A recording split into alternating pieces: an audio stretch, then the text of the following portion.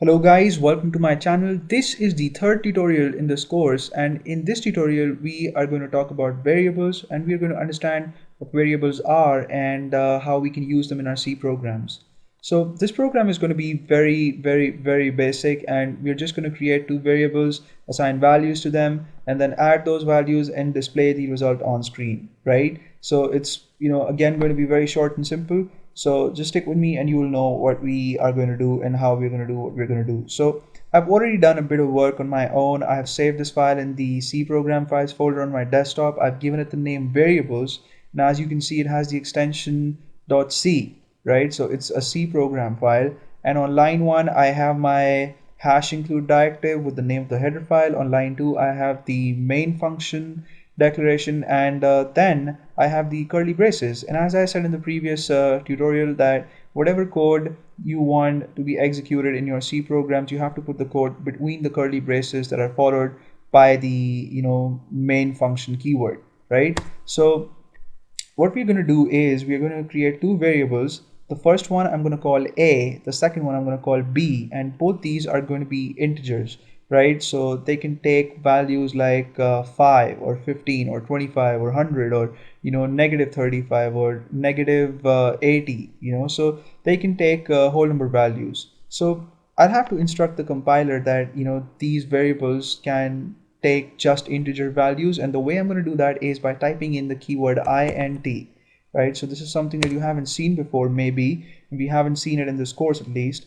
And then you have to follow that up with a space and then type in the names of your variables. So we need two variables. So the first one's called A, so I'll type in A, and the second one is B, but then I'll have to separate the variable names with the comma symbol. So I'll put a comma, then you can put a space if you want to enhance the readability of your program. It's not necessary, but C is white space insensitive, so you can type in as many space characters wherever you want in your program, right? And then type in the name of the other variable, which is B, and since this is an executable statement, we'll have to terminate it with a semicolon.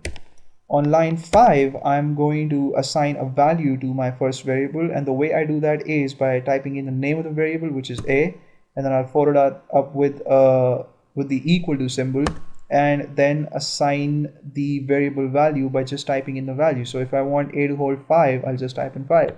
And since this is also an executable statement, I'll have to put a semicolon. On line 6, I'm going to assign B the value 20, so B equals 20. And I'll put a semicolon because this again is an executable statement.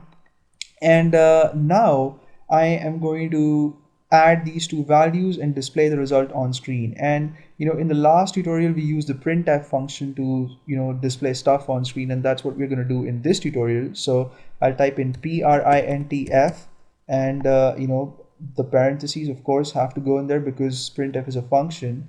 And if you guys remember, we put some text within double quotation marks, and the text was displayed as is on screen, right? So again, we'll have to put in a pair of double quotation marks here, and we want to know what we're actually displaying on screen. So let's display A plus B equal to, let's just display this first and then display the values so that we know what we've actually done, right? And since we want to display an integer result on screen, we'll have to instruct the printf function that you have to display an integer value, and the way we do that is by using the %d format specifier. So this is again something that is could be new to you guys, and %d is basically a placeholder for the function to know that in place of %d you have to display an integer value, and the value of course is going to be determined with the addition operator.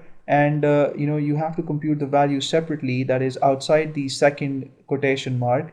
So you put a comma outside the second double quotation mark, and you just compute the value by typing in A plus B, right? And since this is also an executable statement, you have to put a semicolon at the end.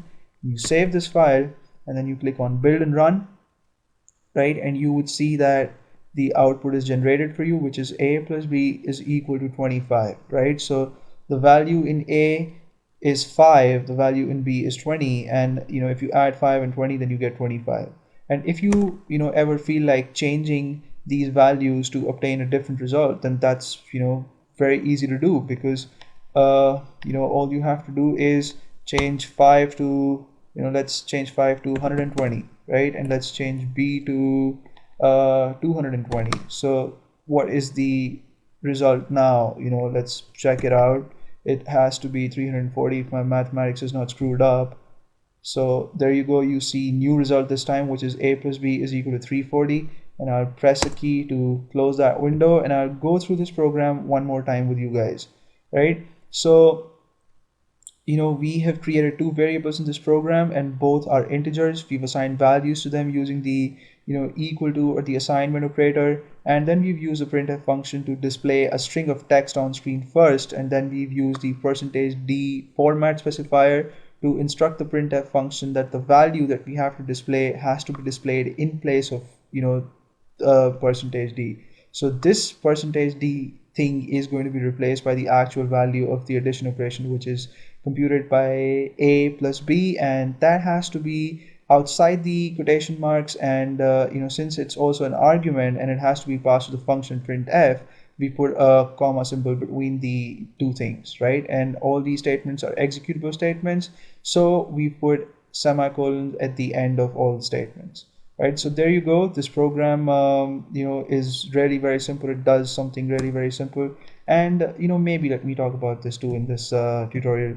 If suppose you want to display the result of the subtraction operation instead of the addition operation, then all you have to do is, let me change the value of a to something bigger than b. Let me change this to 320 instead. Okay, let b be 220 and let a be 320. And if I want to know what the result of a minus b is, then I just have to, let me change this first. I just have to change the addition symbol here to the subtraction symbol, right? So instead of using the addition operator now, I'm using the subtraction operator. Save the file, and I'll click on build and run, and you would see that the result of a minus b is 100, right? So 320 minus 220 is 100. So we have not just talked about variables in this tutorial, we've also talked about two arithmetic operators. The first one is the addition operator, and the second one is the subtraction operator. And of course we've also seen the assignment operator or the equal to symbol, right? So there you go. That's all I wanted to talk about in this tutorial. We're going to discuss something interesting in the next tutorial, so stay tuned, and please subscribe to my channel in case you haven't already, and take care, you guys.